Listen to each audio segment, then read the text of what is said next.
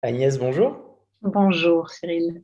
Merci de participer à cette interview objective. Est-ce que, pour démarrer, vous pouvez vous présenter pour notre audience, s'il vous plaît? Alors, je m'appelle Agnès de Ribet, je suis directrice de la communication, du marketing et du business développement de Grant Thornton, qui est un groupe d'audit et de conseil, leader sur ses marchés en France et dans le monde. Merci. Donc du coup, beaucoup de responsabilités hein, à l'échelle d'un groupe. Forcément, on a pas mal de sujets sur le marketing, la communication. Aujourd'hui, on va s'intéresser au sujet du digital, la place dans votre stratégie un peu, votre stratégie globale. Et aujourd'hui, comment est-ce que vous intégrez le digital dans vos missions quotidiennes et vous et vos équipes? En fait, pour répondre à cette question, j'ai envie de vous dire que on l'intègre pas aujourd'hui, on l'intègre depuis longtemps déjà. C'est lié à la nature de nos métiers.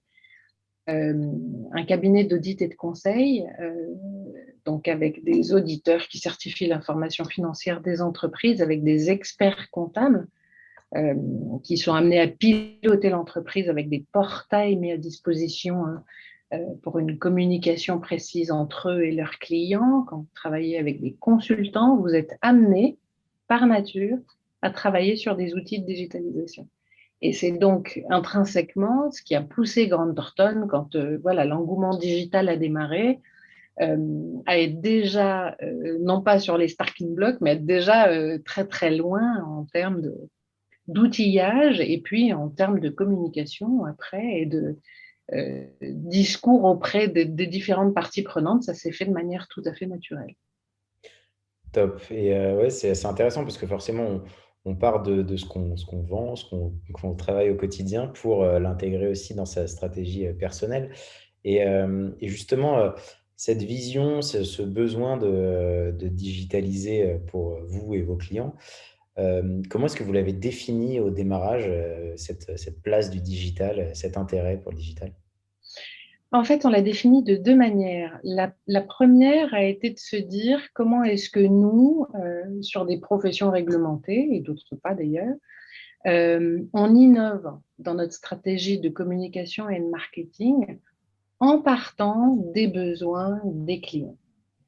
Et les entreprises que l'on adresse, hein, qui sont des très grands groupes, CAC 40, SBF 120, mais aussi des ETI et aussi des grosses PME à travers nos 23 bureaux en France, euh, sont des entreprises qui ont besoin de solutions clés en main, qui ont besoin d'efficience, d'agilité, de rapidité, et puis d'avoir une source d'information qui soit claire. Quand on a des techniciens comme ceux de Grant Thornton, qui sont des hommes qui accompagnent le déploiement et la valeur ajoutée des entreprises, les clients en question ont besoin d'avoir de l'information technique, de l'information pédagogique sur nos métiers, savoir quelles sont les offres de Grant Thornton, comment est-ce qu'on peut les accompagner encore mieux dans ce qu'on fait au quotidien pour eux. Et du coup, voilà, la communication digitale est vraiment partie et des besoins de nos clients et du coup de notre propre processus d'évolution et d'innovation, de ce qu'on avait envie de mettre en place pour être encore plus agile et mettre à leur disposition une information pertinente et rapide. Top. Donc, ce qu'on en retient, c'est l'agilité et le besoin d'innovation, ce qui est assez intéressant puisqu'on le voit souvent dans des groupes, ce besoin d'innover et le digital est souvent une solution, un bon moyen pour y arriver. On a C'est un, un bon moyen et il y a au-delà des sujets même d'innovation, il y a un sujet d'accessibilité de l'information de manière rapide. ouais, Forcément, dans un groupe comme le nôtre, on est sur une foultitude d'offres en fonction des problématiques des entreprises. Et quand vous êtes dirigeant, quand vous êtes directeur administratif et financier, quand vous êtes voilà, au plus haut niveau de la stratégie d'une entreprise, vous avez besoin de vous dire que les personnes à qui vous faites appel pour trouver des solutions peuvent vous fournir une information rapide, efficiente, efficace et carrée très rapidement. ouais, effectivement. Et nous, on le voit, on accompagne beaucoup de groupes sur des sujets d'innovation et on voit pas mal d'organisations qui se rapprochent de start-up du secteur pour Mmh. justement avoir un pôle. Donc là, je pense à Tessie avec qui on travaille, qui a le Pépite Shaker ou même des plateformes qui sont spécialisées là-dedans. Un de nos clients qui s'appelle Finance et Compagnie, qui est une plateforme de mise en relation entre startups et investisseurs, permet justement d'avoir accès à cette veille digitale et trouver les perles de demain, les futures licornes, on l'espère pour eux. Et tout ça, bah forcément, c'est trouver de l'innovation, le développer, utiliser le digital. Ça nécessite de l'investissement humain, de l'investissement financier.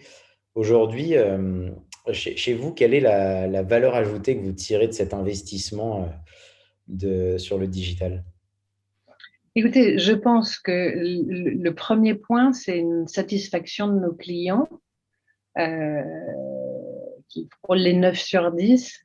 Tous les ans, on fait et même plusieurs fois pendant l'année, hein, des enquêtes de satisfaction client, parce que c'est véritablement la qualité et l'excellence, c'est le nerf de la guerre dans un cabinet de conseil.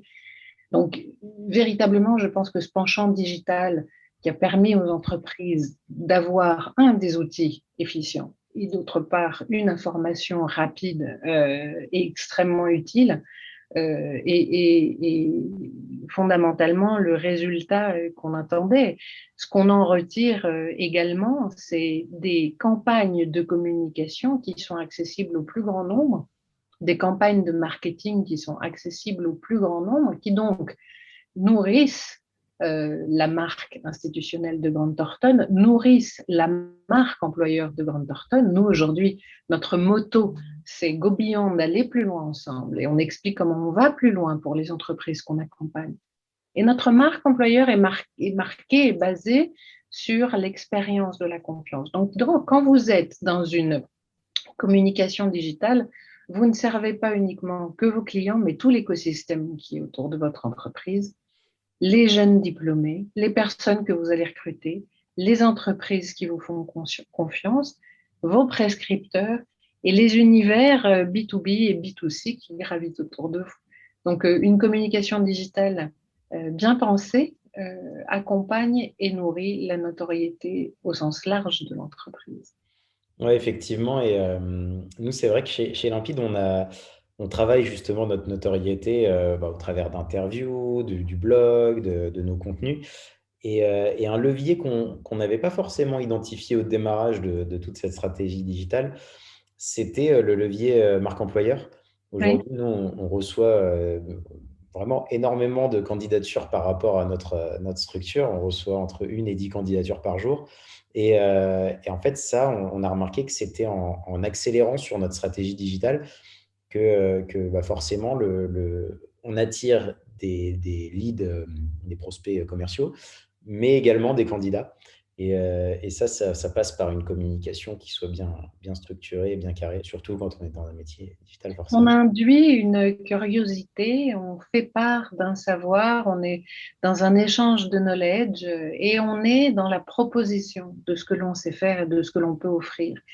Et vous savez, quand on fait mon métier, moi, je préfère induire plutôt que euh, essayer de convaincre avec des politiques de hard selling. C'est absolument pas ce que le modèle d'un cabinet de services professionnel. Donc, ce qui est fondamental dans une démarche de communication digitale, voilà, c'est aussi la qualité et la parcimonie de l'information, celle qui sera exactement adressée aux bonnes personnes et aux bonnes cibles pour ne pas être dans l'excès et surtout être dans la justesse de ce que l'on a envie de diffuser comme message.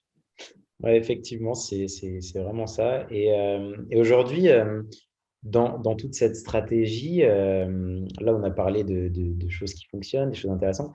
Est-ce que vous, il y a une grande victoire que vous aimeriez partager avec notre audience sur cet investissement sur le digital?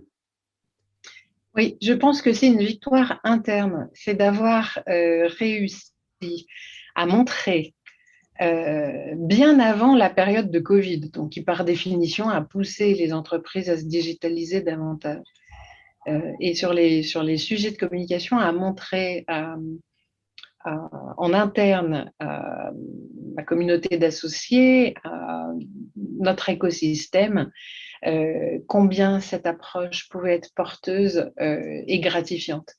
Vous savez, là encore une fois, quand on fait mon métier et quand on est dans une nouvelle démarche, dans un nouvel outil, dans une nouvelle façon de faire, qu'on pense un peu en dehors de la boîte, voilà, qu'on va sur de nouveaux sentiers, avoir l'adhésion d'une communauté d'actionnaires, c'est fondamental. Et ça a été le cas très, très, très rapidement.